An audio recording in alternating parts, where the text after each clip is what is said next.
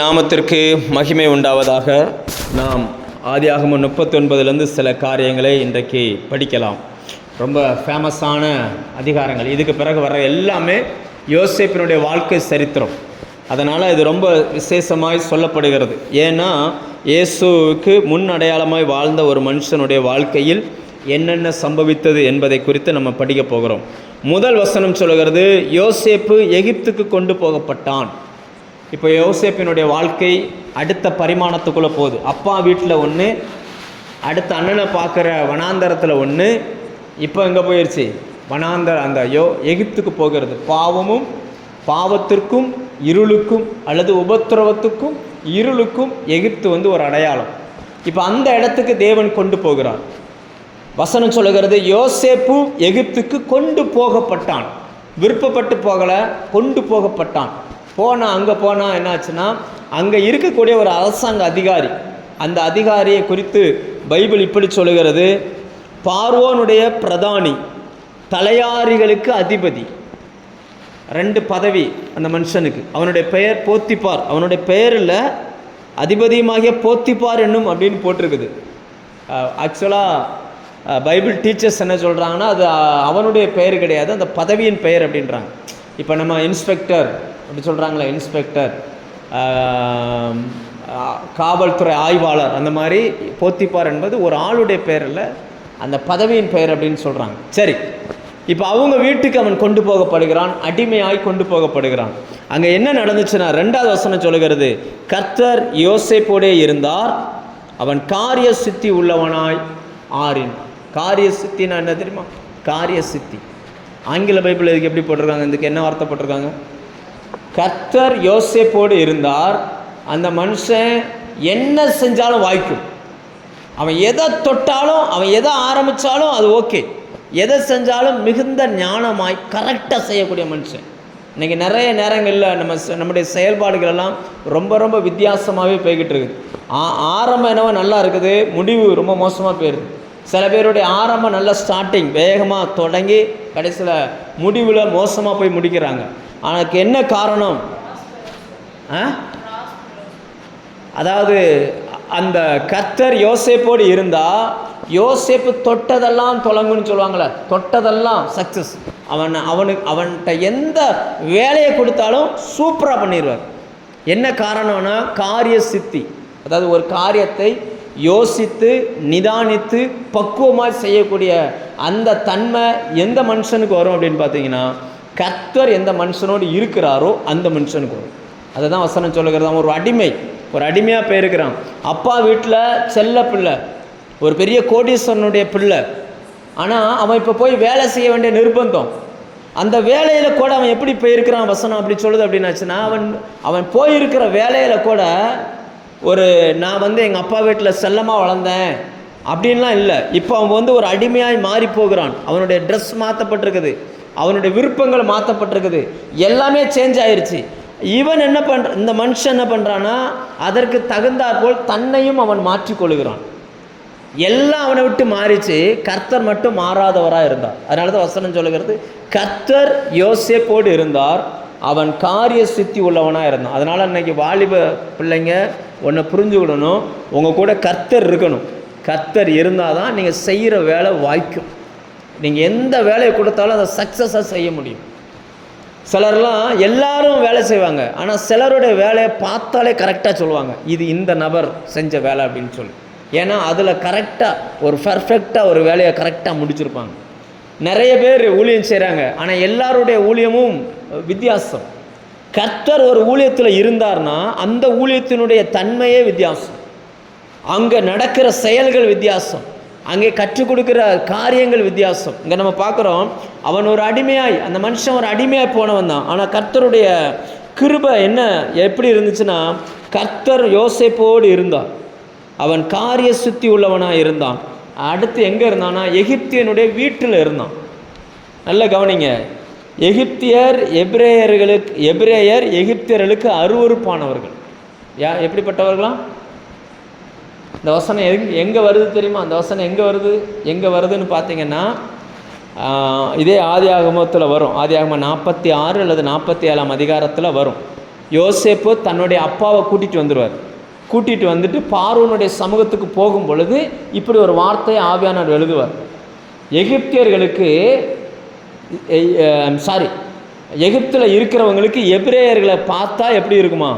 அருவருப்பாக இருக்குமா? அதுவும் மேய்ப்பர்கள், ஏன்னா இவங்க வேலை ஆடு மேய்க்கிற தொழில். அதனால் அருவருக்கப்படத்தக்க ஒரு மனுஷனை கர்த்தர் கூட இருந்ததுனால எல்லாரும் விரும்புகிற ஒரு மனுஷனாக கர்த்தர் மாற்றிட்டார். நான் சொல்கிற புரியுதா? யார் அவனை பார்த்தாலும், ஏன்னா அன்னைக்கு இருந்த அந்த எகிப்தியர்கள் எப்படிப்பட்டவங்கன்னா கருப்பு நிறத்தை உடையவர்கள். நம்ம ஊரில் சொல்லுவாங்க இல்லையா, இந்த இன்றைக்கி நீக்ரோக்கள் அப்படி சொல்கிறாங்க இல்லையா, அந்த மாதிரி ஃபுல் அண்ட் ஃபுல் பிளாக்கர்ஸ். இவங்களுக்கு முடியெல்லாம் பார்த்திங்கன்னா அப்படி சுருட்டையாக கொஞ்சம் கொஞ்சமாக இருக்கும். பல்லெல்லாம் பெரிய பெரிய பல்லாக இருக்கும். உதடெல்லாம் மைதா மாவு கோதுமை மாவு பிணைஞ்சி வச்ச மாதிரி இருக்கும். ஆள் ஜெய்ஜாண்டிகாக இருப்பாங்க. ரொம்ப பெரிய ராட்சதர்களை போல உள்ளவர்கள் அன்னைக்கு வாழ்ந்த எகிப்தியர்கள். அந்த எகிப்தியர்களெல்லாம் ஆண்டவர் அழிச்சிட்டார். ஏன்னா ஆண்டவர் சொன்னார்ல, இன்று காணும் எகிப்தியனை இனி நீங்கள் காண மாட்டீர்கள் அப்படின்னார். அந்த செங்கடலை தாண்டின அந்த இதில் எல்லா ஆண்களும் மரித்தார்கள். அந்த வம்சமே இல்லாமல் அழிஞ்சு போச்சு. இன்றைக்கி எகிப்தில் இருக்கக்கூடியவங்க நல்ல நிறத்தை உடையவர்கள். அந்த இனமே அழிஞ்சிருச்சு. அப்போ அப்படிப்பட்டவங்க அந்த நிற வித்தியாசம், அந்த நிற வித்தியாசத்தினால இவங்க என்ன பண்ணுவாங்க அப்படின்னாச்சுனாலே அவங்கள கொஞ்சம் ஒரு மாதிரியாகத்தான் பார்ப்பாங்க. சீக்கிரமாக சேர்த்துக்கிட மாட்டாங்க. இன்றைக்குமே நம்ம சில இடங்களில் போனோம்னா வட இந்தியர்கள் வர்றாங்க அப்படின்னா, வட இந்தியாவில் இங்கே நிறைய பேர் வேலைக்கு வந்திருக்கிறாங்க. அவங்கள நம்ம வேலைக்காரங்களாக வச்சுக்கிடுவாங்களே தவிர வீட்டில் சேர்த்துக்கிட மாட்டாங்க. ஏன்னா அவங்கள குறித்த நல்ல அபிப்பிராயம் என்ன கிடையாது. அவனை நம்பக்கூடாது அப்படிம்பாங்க. இன்றைக்கும் போகிற விற்றுட்டு வரவன் இல்லைன்னா எதையாவது விற்றுட்டு வரவனை பார்த்தா நம்ம ஆளுங்க சொல்லுவாங்க, அவனை நம்பக்கூடாது, அவனை எதுலையும் சேர்க்கக்கூடாது, ரொம்ப ஜாக்கிரதையாக இருக்கணும் அப்படிம்பாங்க. அப்படி ஒரு விலையாய் விற்கப்பட்ட ஒரு மனுஷனோட கர்த்தர் இருந்தால் அந்த மனுஷன் செய்கிற வேலை வித்தியாசமான வேலையாக இருக்கும். அவன் செய்கிறதெல்லாம் ஆண்டவர் வாய்க்க பண்ணிடுவார். ரெண்டாவது, அவனை பிடிக்காதவன் கூட அவனை பிடிக்கும். அவனை பார்த்தாலே வெறுப்பாய் பார்த்த அவர்கள் இப்போ என்ன பண்ணிட்டாங்கன்னா வீட்டிலே சேர்த்து கொண்டான். அதனால தான் ஆண்டவர் எழுதுகிறாரு, கர்த்தர் யோசேப்போடு இருந்து எழுதிட்டு அவன் காரிய சித்தி உள்ளவனானான், எகிப்தியனுடைய வீட்டில் அவன் இருந்தான். ஏன்னா சாதாரணமாக வீட்டில் சேர்த்துக்கிடவே மாட்டாங்க. நீங்கள் பைபிளை பின்னாடி நம்ம போக போக படிப்போம். உட்காந்து சரிசமமாக சாப்பிட மாட்டாங்க. ஒரு ரூமில் உட்காந்து 2 பேருமே சாப்பிட மாட்டாங்க. ஏன்னா அவங்கள பார்த்தாலே அருவருப்பாக பார்ப்பாங்க. அப்படிப்பட்ட ஒரு காலகட்டம் அந்த காலகட்டம். கர்த்தர் உங்கள் கூட இருப்பார்னா உங்களை ஆகாதுன்னு சொல்கிறவங்க கூட உங்களை பிடிக்கிற மாதிரி கர்த்தர் மாற்றிடுவார். இல்லையா? உங்களை பிடிக்கிற மாதிரி மாற்றிடுவார். உங்களை கண்டாலே ஆகாதுன்னு தான் சொல்லுவாங்க. ஆனால் கர்த்தர் உங்கள் கூட இருந்தார்னா எல்லாருக்கும் உங்களை பிடிக்கும். அப்படி கர்த்தர் மாற்றிடுவார். யோசேப்பை எல்லாருக்கும் பிடிச்சி போச்சு. என்ன காரணம்? என்ன செஞ்சாலும் சூப்பராக பண்ணியிருந்தாருப்பா. என்ன காரணம்னா இயற்கைக்கு மேற்பட்ட ஒரு வல்லமை அந்த மனுஷன் மேலே தங்கி இருந்துச்சு. ஒரு அடிமை தான், யோசிச்சு பாருங்க, ஒரு அடிமை தான். ஆனால் அந்த அடிமையை வீட்டில் சேர்த்து கொள்ளுகிற அளவுக்கு தேவன் அவனுடைய சுபாவங்களே மாற்றி இருந்தார். இல்லையா? ஒரு வீட்டில் ஒரு ஆளை சேர்க்குறாங்கன்னா சும்மா சேர்க்க மாட்டாங்க. ஏன்னா அவர்கள் அந்த நாட்களில் வாழ்ந்தவர்கள் பிரபுக்கள், அதாவது நிறைய பணம் உள்ளவர்கள். வீட்டில் அடிமைகள் நிறைய பேர் வேலைக்கு இருப்பாங்க. அதில் ஒரு அடிமை இந்த மனுஷன். ஆனால் இவனுடைய வேலையை பார்த்தாங்க, இவன் செயலை பார்த்தாங்க. அடுத்ததாக ஃபஸ்ட்டு வீட்டில் சேர்ந்து கொண்டான். அடுத்த வசனம் என்ன சொல்லுது பாருங்கள், கர்த்தர் அவனோடு இருக்கிறார் என்றும் அவன் செய்கிற யாவையும் கர்த்தர் வாக்கிய பண்ணுகிறார் என்றும் அவன் எஜமான் கண்டு அப்படின்றது. அப்படின்னா கர்த்தர் அவன் கூட இருக்கிறத ஜனங்கள் பார்ப்பாங்க. ஆண்டவர் அவங்க கூட இருக்கிறத ஜனங்கள் என்ன செய்யணும்? பார்க்கணும். நீங்கள் வேலை செய்கிற, நீங்கள் படிக்கிற இடத்துல உங்கள் கூட இருக்கிற பிள்ளைங்க பார்க்கணும், கர்த்தர் இவங்க கூட இருக்கிறாரு, கர்த்தர் இவங்க கூட நடக்கிறாரு, கர்த்தரோடு இந்த மனுஷன் இருக்கிறான்றத உங்கள் கூட இருக்கிறவங்க கண்டுபிடிக்கணும். அதுதான் கர்த்தரோடு நீங்கள் நடக்கிறீங்களா இல்லையான்றதுக்கான வித்தியாசம். இல்லையா? அப்படி சொல்லணும். எத்தனையோ சர்ச்சு இருக்குது, ஆனால் இந்த சர்ச்சு கொஞ்சம் வித்தியாசமாக இருக்குது. கர்த்தர் அங்கே இருக்கிறாரு, அங்கே போனால் இந்த காரியங்கள் நடக்குது, அங்கே போய் நம்ம ஆராதனைக்கு போனோம்னா நம்ம வாழ்க்கையில் சில காரியங்கள் நடக்குதுன்றத ஜனங்கள் கண்டு கொள்ள வேண்டும். அதுதான் கர்த்தர் ஒரு மனுஷனோடு இருக்காரா இல்லையான்றதுக்கான உதாரணம். சில நேரங்களில் சில ஊழியக்காரங்க சொல்லுவாங்க, பாஸ்டர் நாங்களும் சபை நடத்துகிறோம், ஆனால் எங்களால் சில காரியங்களை செய்ய முடியலை. நீங்கள் நேற்று வந்த ஆள் இப்படி சொல்லுங்கள், எப்படி நீங்கள் நேற்று வந்த ஆள், உங்களால் எப்படி இதெல்லாம் செய்ய முடியுது அப்படின்னு கேட்பாங்க. அப்போ அவங்களுக்கு நான் சொல்கிற பதில் ஒன்றே ஒன்று தான்.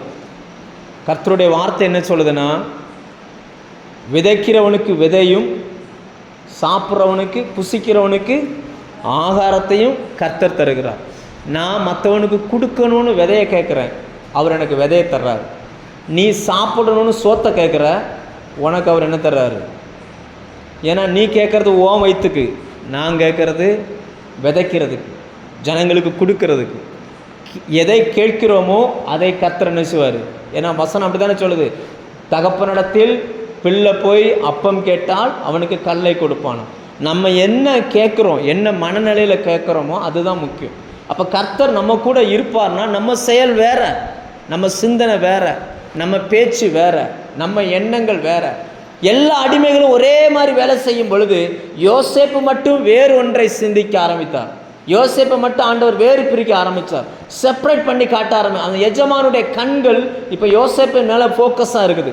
அவர் சொல்கிறார், யோசேப்பு ஒரு வித்தியாசமாக இருக்கிறான், இவன் என்ன செஞ்சாலும் நடக்குதுதான், இவன் சாத்தியமாயிருது, இவனை தொட்டால் சாத்தியமாயிருதுன்றதை அந்த எஜமான் கண்டுபிடிச்ச உடனே அடுத்த வசனம் என்ன சொல்லுதுன்னா, இப்போ அவருக்கு பதவி உயர்வு கொடுக்கப்படுகிறது. அடுத்த 4ஆம் வசனத்தில் பாருங்கள், யோசேப்பின் இடத்தில் தயவு கிடைக்குது. யோசேப்பிட்ட அந்த அந்த எஜமான் என்ன பண்ணுறாராம்?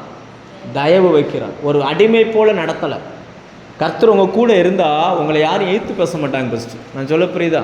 கர்த்தர் உங்கள் கூட இருப்பார்னா ஒரு மனுஷன் உங்களை பகைக்க மாட்டான். ஏன்னா அவனுக்கு பயம் வரும், இவன் தேவனுடைய மனுஷன், இவன்கிட்ட எதுவும் பேசிடக்கூடாது அப்படின்னு சொல்லி ஒரு பயம் வரும், ஒரு பயம் கலந்த மரியாதை வரும். எதுக்காக இதெல்லாம் வருது அப்படின்னாச்சுன்னா, சாதாரண மனுஷனுக்கு இல்லை, கர்த்தர் நம்ம கூட என்ன செய்கிறாரு? இருக்கிறார். அப்போ நம்ம கூட கர்த்தர் இருக்கிறாரா இல்லையான்றதை இதிலலாம் கண்டுபிடிச்சிடலாம். நம்ம செய்கிற வேலை வாய்க்குதா அதில் கண்டுபிடிக்கணும்.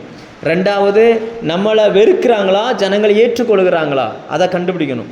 மூணாவது, நம்ம செய்கிறத ஜனங்கள் கவனித்து பார்க்குறாங்களா, கண்ணோக்கமாக இருக்கிறாங்களா, அவங்க எப்படி பார்க்குறாங்கன்றதை கண்டுபிடிக்கணும்.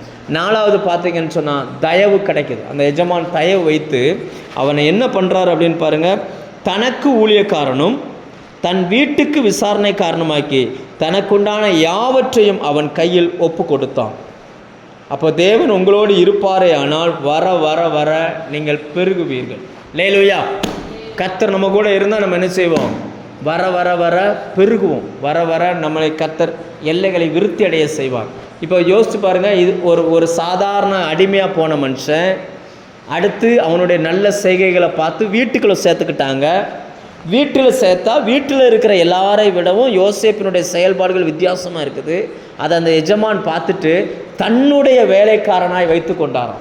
தன்னுடைய வேலைக்காரன், அதாவது என்னென்னா, அவர் போனால் அவர் கூடவே போகணும், அவர் வந்தால் அவரோடு கூட வரணும். இப்படி வச்சுக்கிடுவாங்க. சில நேரங்களில் சில என்ன சொல்லுவாங்கன்னா, நமக்கு புரிகிற மாதிரி சொன்னால், முந்தியெல்லாம் பார்த்திங்கன்னா ஒரு சபையை ஒரு ஊழியக்காரர் நடத்துகிறாருன்னா 4-5 உடன் ஊழியர்கள் இருப்பாங்க. இப்போ நம்ம சபையை எடுத்துக்கிடுவோமே, இப்போது சர்ச்சுக்கு க்ளீன் பண்ண ஒரு ஆள், சமைக்க ஒரு ஆள், மியூசிக் போட ஒரு ஆள், பாட்டு பாட ஒரு ஆள், இந்த மாதிரி சில பேர் இருக்கிறாங்க இல்லையா? இத்தனை பேரும் இருந்தாலுமே பாஸ்டருக்கு ரொம்ப நெருக்கமான ஒரு ஆளை வச்சுருப்பார். இவர் எங்கே போனாலும் அந்த நெருக்கமான ஆள் தான் பைபிளை தூக்கிட்டு நினச்சிவார், பின்னாடியே போவார். எல்லாரையும் தூக்க விட மாட்டாங்க. அதிலே கண்டுபிடிச்சிருவாங்க அடுத்த ஊழியக்காரர் யார் அப்படின்னா, யார் பாஸ்டருடைய பைபிளை தூக்கிட்டு போகிறாரோ அவர் தான் அடுத்த ஊழியக்காரர். இதுதான் சபைகளில் உள்ள சட்டத்திட்டங்கள். இப்போ திடீர்னு வந்த யோசேப்பை இந்த போத்திபார் என்ன பண்ணிட்டார்னா, தனக்கு வேலைக்காரனை வச்சுக்கிட்டார். இவர் போத்திபார் எங்கெல்லாம் போகிறாரோ அங்கெல்லாம் இவர் என்ன செய்யணும்? போகணும். இப்போ இவருக்கு வீட்டில் வேலை செய்ய வேண்டிய அவசியம் இல்லை, அந்த வீட்டினுடைய கண்காணிப்பு முழுக்க இவருக்கு வந்துருச்சு. இப்போ எல்லா வேலைக்காரன்ட்டையும் இவர் தான் வேலை வாங்கணும். அந்த அளவுக்கு ஆண்டவர் கொஞ்சம் கொஞ்சமாக உயர்த்த ஆரம்பித்தார். இப்போ இது ஒரு பக்கம் உயர்வு நடந்துக்கிட்டு இருக்கு. அப்படி நம்மளை ஒருத்தங்க உயர்த்தும் பொழுது என்ன சம்பவிக்கும் அப்படின்றத அடுத்த வசனம் சொல்லுகிறது. அந்த வசனம் என்ன சொல்லுது பாருங்கள், 5ஆம் வசனம். அவனை தன் வீட்டுக்கு தனக்குண்டான எல்லாவற்றுக்கும் விசாரணைக்காரன் ஆக்கினது முதற்கொண்டு கர்த்தர் யோசேப்பின் நிமித்தம் அந்த எப்படி போட்டிருக்கு, எகிப்தியன் விக்கிரக வணக்கம் உள்ளவன். எதை பார்த்தாலும் சாமியாக கும்பிடுவான், தண்ணியை சாமியாக கும்பிடுவான், பேனை சாமியாக கும்பிடுவான், தவளையை சாமியாக கும்பிடுவான், வண்டத்தை சாமியாக கும்பிடுவான். அதனால தான் ஆண்டவர் அந்த எகிப்தில் 10 வாதைகளை கொண்டு வரும்பொழுது இதெல்லாம் அவன் கும்பிட்ட சாமிகள், அதெல்லாம் அடித்தார். இப்போ அப்படிப்பட்ட ஒரு ஆளை கர்த்தர் ஆசீர்வதிக்கிறதுக்கு காரணம் யார் அப்படின்னாச்சுன்னா இந்த யோசேப்பு. அப்போ நீங்கள் நல்லா புரிஞ்சுக்கணும், நீங்கள் ஒரு இடத்துக்கு போனீங்கன்னா உங்கள் நிமித்தம் உங்களை ஒருத்தங்க ஏற்றுக்கொண்டாங்கன்னா உங்கள் நிமித்தம் அவர்கள் ஆசீர்வதிக்கப்படுகிறார்கள். அல்லேலூயா. உங்கள் நிமித்தம். நம்ம ஏற்கனவே சொல்லியிருக்கிறேன், நம்ம ஊழியக்காரங்களுக்கெல்லாம் தோசை கல் வாங்கி கொடுத்ததுனால அவர் ஒரு இயேசுவை அறியாத மனுஷன், ஒரு இந்து மனுஷன், சந்தோஷ் சார்னு ஒருத்தர். கர்த்தர் அவருக்கு என்ன பண்ணாராம், 50 லட்சம் ரூபா லோன். அன்றைக்கி அந்த பிரதர் சொன்னார், 2018 என்னவோ மூவ் பண்ணுறாதான் அந்த லோனுக்கு, கிடைக்கவே இல்லை. அப்புறம் இடையில கொரோனா வந்துச்சு, அப்படியே போட்டாங்க. ஆனால் எப்போ ஊழியக்காரங்களுக்குன்னு ஒன்றை வாங்கி கொடுத்தாரோ, அவர் அதில் எப்போ இவங்களை ஆசீர்வதிக்கணும்னு நினச்சி ஒன்றை செஞ்சாரோ, பேங்க்லேருந்தே கூப்பிட்டாங்களாம். ஐயா, நீங்கள் இந்த பேங்க்கில் லோனு போட்டிருந்தீங்களா, 50 லட்ச ரூபா லோனு, அந்த 50 லட்ச ரூபா லோனு சேங்ஷன் ஆயிடுச்சு, வாங்கிட்டு போங்க அப்படின்ட்டாங்க. யோசிச்சு பாருங்கள், யோசேப்பின் நிமித்தம் போத்திபாருடைய வீடு என்ன செய்யுது, ஆசீர்வதிக்கப்படும். கர்த்தர் உங்கள் கூட இருந்தால் இதெல்லாம் நடக்குங்க. நீங்கள் போகிற இடமெல்லாம் ஆசீர்வதிக்கப்படும். உங்களுக்கு சொல்லிக் கொடுக்குற டீச்சர் ஆசீர்வதிக்கப்படுவாங்க. உங்களுக்கு சாப்பாடு கொண்டு வந்து கொடுக்குறவங்க ஆசீர்வதிக்கப்படுவாங்க. உங்கள் மேலே அதிகாரம் செலுத்தக்கூடிய எல்லாரையும் கர்த்தர் ஆசீர்வதிப்பார். ஏன்னா நீங்கள் கர்த்தரோடு இருக்கணும், கர்த்தர் உங்கள் கூட இருக்கணும். கர்த்தர் உங்கள் கூட இருந்தார்னா இவைகள் எல்லாம் சம்பவிக்க ஆரம்பிக்கும். அல்லேலூயா. கர்த்தர் நம்ம கூட இருக்காரான்றதை நம்ம இதில் கண்டுபிடிக்கணும். ஆண்டவர் நம்ம கூட இருக்காரா? பெரிய பெரிய இடங்களுக்குள்ளே கர்த்தர் நம்மளை கொண்டுட்டு போவார். கர்த்தர் நம்ம கூட இருந்தார். நம்ம சாதாரணமான அவரால். ஆனால் இவைகள் பெருகும் பொழுது இதெல்லாம் அவருடைய பிளஸ்ஸிங். இதெல்லாம் கர்த்தர் அந்த யோசேப்பு நிமித்தம் அந்த வீட்டுக்கு செஞ்ச பிளஸ்ஸிங். எவ்வளோ தூரம் அது பயிற்சி அப்படின்னு பார்த்தீங்கன்னா, கடைசியில் அந்த போத்திபார் ஒரு முடிவு பண்ணுகிறார், சாப்பாடு மட்டும்தான் இவர் சாப்பிடுவார். மீதி வீட்டினுடைய எல்லா அதிகாரமும் யார் கையில் வந்துருச்சு, யோசேப்பின் கைக்கு வந்துருச்சு. யோசேப் என்ன சொல்கிறாரோ அதுதான் அந்த வீட்டில் சட்டமாய் மாறி போனது. அல்லேலூயா. சில இடங்கள்லாம் நம்ம பார்த்துருக்குறோம், சாதாரணமாக போவாங்க வேலைக்கு, சாதாரண வேலைக்கு போய் கடைசியில் ஓனர் லெவலுக்கு இவங்க வந்துடுவாங்க. ஓனரே எது செய்கிறதுனாலும் இவர்கிட்ட கேட்டு தான் செய்வார். எப்பா இது செய்யலாமாப்பா, என்ன சொல்கிற, செய்யலாமா வேண்டாமா அப்படிம்பாங்க. இப்படிலாம் பார்த்துருக்கீங்களா? இப்படிலாம் கேள்விப்பட்டிருக்கீங்களா? நான் வேலை செய்யும்போது எனக்கு அந்த அந்த அந்த அந்த கம்பெனி வேலையே தெரியாது. அங்கே போய் குப்பள்ளி போட தான் போனேன். குப்பள்ளி போடணும்னு வேஸ்ட் அள்ளி போடுற வேலை, அதுதான் ஃபஸ்ட்டு வேலை. ஏன்னா நமக்கு கத்தி பிடிக்கவே தெரியாத, கத்தி வாள் இந்த இந்த மரம் அறுக்கிறது இதெல்லாம் ஒன்றுமே தெரியாது. அப்படி தான் போனேன். அதான் என்னுடைய ஃபஸ்ட்டு வேலை. கடைசி அந்த கம்பெனியை விற்கும்போது ஓனருக்கு உடம்பு முடியாமல் ஆஸ்பத்திரியில் படுத்துட்டார். அந்த கம்பெனியை ரன் பண்ண வேண்டிய பொறுப்பே யாருக்கிட்ட வந்துருச்சுன்னா எங்ககிட்ட வந்துருச்சு. நம்ம பார்த்து எங்கே லோடு கொடுக்க சொல்லணுமோ அங்கே தான் லோடு போகும். நம்ம பார்த்து யாரை வேலைக்கு எடுக்கிறோமோ அவங்க தான் கம்பெனியில் வேலை. நம்ம பார்த்து யாரை வேலைக்கு வேண்டான்னு சொல்கிறோமோ அவ்வளோதான். ஓனர் கேட்கவே மாட்டார், இவனை தூக்கு, நீ வேலைக்கு வர வேணாம். யார் சொன்னால், மோகனன் சொன்னார் நீ வேலைக்கு வர வேணாம், அப்போ நீ கிளம்பிடு அப்படின்ட்டு. இல்லை எதுக்கு நீங்கள் கேட்க மாட்டீங்களா, அவன் சொன்னால் கரெக்டாக தான் இருக்க, நீ கிளம்பிடு அப்படின்ட்டு. வேறு மாற்றுக்கிறதே கிடையாது. எதுக்கு இதை சொல்கிறேன்னா, கர்த்தர் நம்ம கூட இருப்பார்னா நாம் செய்கிறதெல்லாம் கர்த்தர் வாய்க்க பண்ணுவார். நம்ம வள்ளியூர்லேருந்து ஒரு பாஸ்டர் இந்த 10 நாள் பிரசங்கத்துக்கு வந்திருந்தார். அவர் ஏதோ ஒன்று சொல்ல வந்தார், இடையில மாற்றிட்டார். என்ன பிரச்சனைனா, முதல்ல இந்த ஊழியத்துக்கு வந்த புதுசில் அப்பாவுக்கு உடம்பு முடியாமல் போயிடுச்சு. அந்த வருஷம் நம்மளால் அந்த சபையில் ஞாயிற்றுக்கிழமை சபையாக அங்கே போய் நிற்கணும். எனக்கு இந்த விஷயம் தெரியாது, நம்ம இங்கே நடத்திட்டோம். அப்போது என்ன நடந்துருச்சுன்னா, மத்தியானம் அங்கே ஆராதனை முடிச்சுட்டு அவங்களுக்குள்ளே ஒரு கமிட்டி போட்டிருக்கிறாங்க. இவன் நேற்று வந்த பையன், பன்னீர் பாஸ்டர்னா கரெக்டாக வேலை இருப்பார், இவனுக்கு என்ன தெரியும், இவன் நேற்று வந்த பையன், இவன் எப்படி இதை செய்யலாம், அதனால் ஒன்று செய்வோம், இவனை நம்ம ஐக்கியத்தில் வைக்க வேண்டாம், தூக்கிடுவோம் அப்படின்னு முடிவு பண்ணிட்டாங்க. இவனை நம்ம ஐக்கியத்தில் என்ன செய்யக்கூடாது, சேர்க்கக்கூடாதுன்னு முடிவு பண்ணி தீர்மானம் எழுதியாயிருச்சு. சாயங்காலம் இங்கேருந்து நான் போகிறேன், சபை மக்களை கூட்டிகிட்டு அங்கே போகிறேன். பிரசங்கமெல்லாம் முடிஞ்சிருச்சு. சாப்பாடு வைக்கிறாங்க. ஊழியக்காரங்களை தனியாக வச்சு சாப்பாடு வைக்கிறாங்க. மற்றவங்கெல்லாம் வெளியில் எல்லாம் ஊழியக்காரங்க முன்னாடி வச்சுட்டு இட்லி தூக்கி வைக்கிறாங்க.